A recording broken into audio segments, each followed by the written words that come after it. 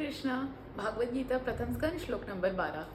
तस्य संजनयन् हर्षं कुरु वृद्ध पितामह सिंहनादं विनद्य उच्चैः शंखं ददुमुप्रा प्रतापवान।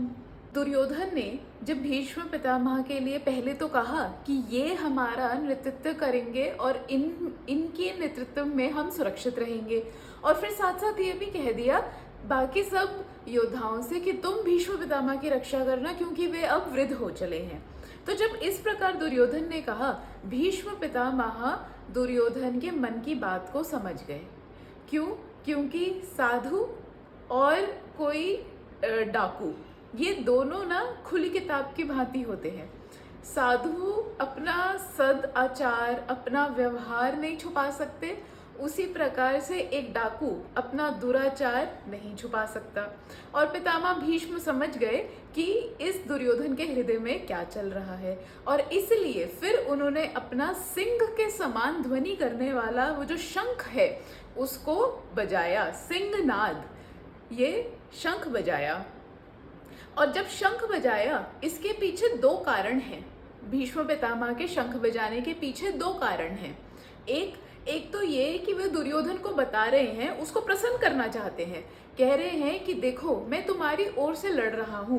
क्यों? क्योंकि मैंने माता सत्यवती को वचन दिया था कि इस हस्तिनापुर की गादी पे जो भी कोई बैठेगा मैं अपने पूरे मन से उसकी सहायता करूँगा।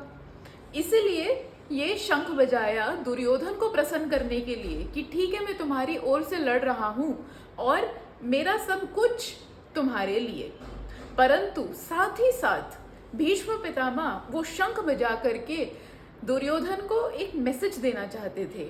वो ये कहना चाह रहे थे कि दुर्योधन, सामने मेरे कृष्ण खड़ा है, जो तूने चुना है ना वो बिल्कुल गलत चुन लिया।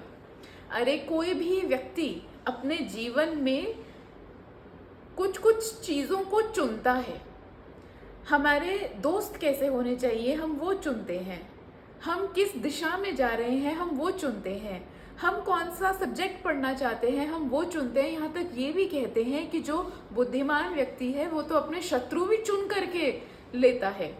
और यहाँ भीष्म पितामह शंख के द्वारा कह रहे हैं कि दुर्योधन, मैं लड़ तो रहा हूँ परंतु इस युद्ध में तेरी पराजय ही है, क्योंकि सामने कृष्ण खड़ा है। अरे जो पूरे जगत का पति, जो ये सृष्टि करने वाला है, तूने उसको नहीं चुना, तूने उसको अपने सामने अपनी शत्रुता मोल ली।